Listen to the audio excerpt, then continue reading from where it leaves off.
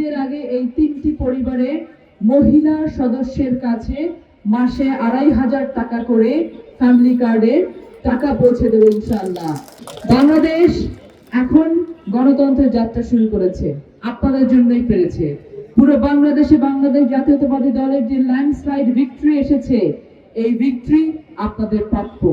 আপনারা জয়ী করেছেন জন্যই আজকে কিন্তু আমরা আপনাদের সামনে এই মাইক্রোফোন হাতে দাঁড়িয়ে থাকতে পারছি, কথা বলতে পারছি। আমরা আপনাদের কাছে ওয়াদাবদ্ধ হতে চাই, পুরো বাংলাদেশে যত উন্নয়ন কর্মকাণ্ড সম্পন্ন হবে, লালপুর বাগাতিপাড়ার মাটিতে প্রত্যেকটা উন্নয়ন কর্মকাণ্ডের সূচনা করবো আমি ইনশাআল্লাহ। গৌরীপুর এই যে ওয়ার্ডটি আছে 2 নম্বর ঈশ্বরদী ইউনিয়নের 9 নম্বর ওয়ার্ডটি, এটি সংযুক্ত করা হয়েছে এবং ইতিমধ্যে বাছাই করা শুরু হয়েছে।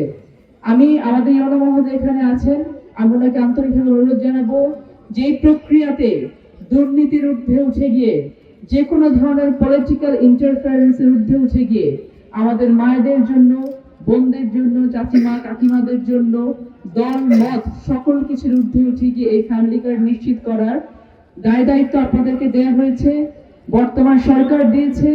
আপনারা সেই দায় দায়িত্ব পালন করবেন এবং এখন 3টি ভাগে আমরা এই ফ্যামিলি কার্ডটি দিচ্ছি।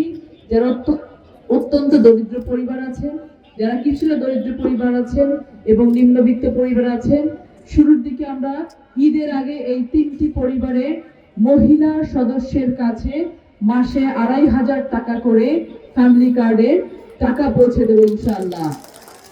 আপনারা ইতিমধ্যে জেনেছেন যে নির্বাচনী ইশতেহারের আরেকটি গুরুত্বপূর্ণ ইশতেহার ছিল যে আমরা 10,000 টাকা পর্যন্ত কৃষি ঋণ মওকুফ করব। সেটা ইতিমধ্যে প্রায় 12,500 কোটি টাকার উপরে কৃষি ঋণ কিন্তু বর্তমান সরকার মওকুফ করে দিয়েছেন।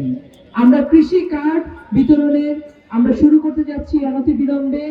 আমরা ঈদের আগে আমাদের ইমাম, মুয়াজ্জিন, পুরোহিত, ফাদার, প্যাগোডাতে যারা কাজ করেন, যারা আমাদের ধর্মগুরু আছেন, প্রত্যেকের জন্য আমরা ঈদের আগেই যেন তাদের সরকারি বেতন বা ভাতা বা বোনাস যেটা পৌঁছে দিতে পারি, সেই ব্যবস্থা করার জন্য আমরা সচেষ্ট আছি। আমার ব্রত কেবল এবং কেবলমাত্র আপনাদের উন্নয়ন করা, আপনাদের পাশে থাকা, বিপদে আপদে সকল ভাবে।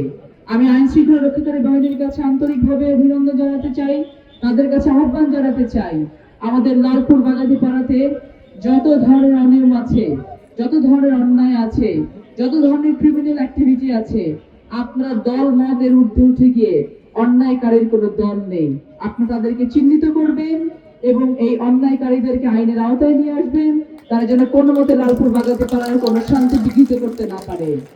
এখানে যেন চাঁদাবাজির কোনো আর জায়গা না থাকে, দুর্নীতির কোনো জায়গা না থাকে, দখলদারিত্বের কোনো জায়গা না থাকে।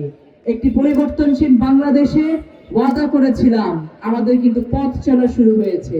এই কারণে সকলকে বলবো, নতুন বাংলাদেশ গড়ার জন্য আপনারা আমাদেরকে সহযোগিতা করেন, আমরা আপনাদের সার্বিক সহযোগিতা করার জন্য সর্বক্ষণ আপনাদের সাথে থাকবো।